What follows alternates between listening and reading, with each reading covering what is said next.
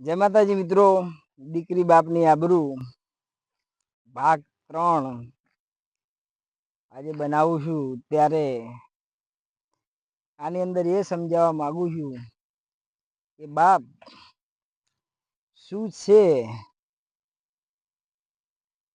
કે મારી દીકરીઓ એવું કહેવાય છે કે બાપ એના સંતાન મોટા થાય ત્યારે એના ઘણા બધા શોખ ભૂલી જતો હોય છે. જેવા કે દીકરી કે દીકરો એના સંતાન માટે જ્યારે એના સંતાન મોટા થતા હોય છે ત્યારે બાપ ને ઘણા બધા શોખ, એની ગમતી વસ્તુ ઘણું બધું ભૂલી જાય છે. ફક્ત એક જ કામમાં લાગી જાય છે કે મારો દીકરો કે મારી દીકરી એને કઈ રીતે મોટા કરવું, એને શું ખવડાવવું, એને શું પીવડાવવું, કેવી રીતે ભણાવવું. એના માટે બાપ છે પોતાના બધા જ શોખ મૂકી દે છે.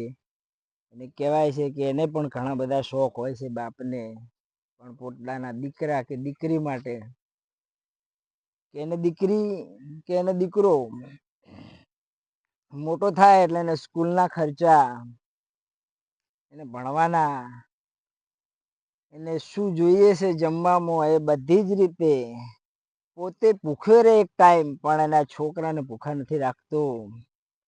એનું નામ બાપ છે. બાપની વાત કરવા જઈએ તો અમૂલ્ય છે, પણ એના સંતાનો માટે ઘણું બધું ભૂલી જતો હોય છે.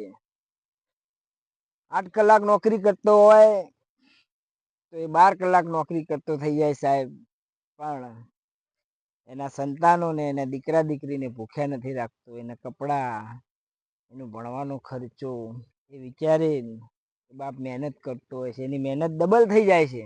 જ્યારે એના છોકરા જેમ જેમ મોટા થાય એમ એના શોખ ભૂલતો જાય અને એના ખર્ચા વધતા જાય, એની મહેનત પણ વધતી જાય. અને એના માટે જ આ મારા ટાઇટલની અંદર આનો ભાગ લઉં છું. આ કહેવા માંગુ છું કે દીકરી બાપની આબરૂ, પણ બાપ તમારા માટે બહુ ઘણું બધું કરતો હોય છે.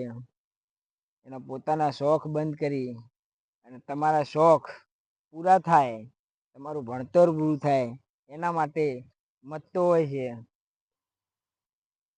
મારી દીકરીઓ, બાપ તમારા શોખ સપના પૂરા થાય એના માટે બહુ જ મહેનત કરતો હોય છે. અને એના માટે જ ઇન્દ્ર ભારતી બાપુ જુનાગઢ એમને એક કાવ્યની રચના કરી છે. એની 2 લીટી હું સંભળાવું. બાપ વિશે, આપણી મા વિશે તો ઘણા બધા કવિઓ બન્યા છે, કવિઓએ ગાયું છે. ઘણા બધા કવિઓ મા વિશે ગાયું છે, પણ ઇન્દ્ર ભારતી બાપુએ બાપ માટે બહુ સરસ રચના કરી છે.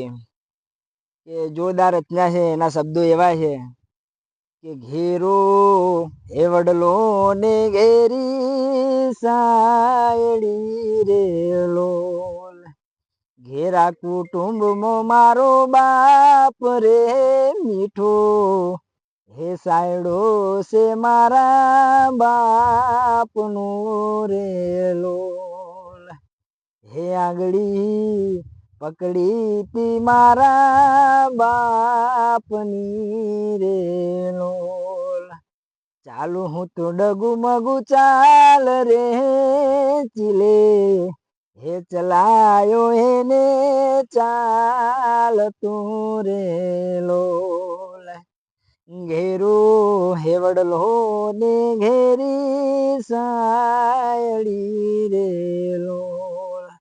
એમ બાપ વિશે બહુ સરસ ગાયું છે. ઇન્દ્ર ભારતી બાપુએ લખ્યું છે. એટલે મારા દીકરા દીકરીને એ સમજાવવા માંગુ છું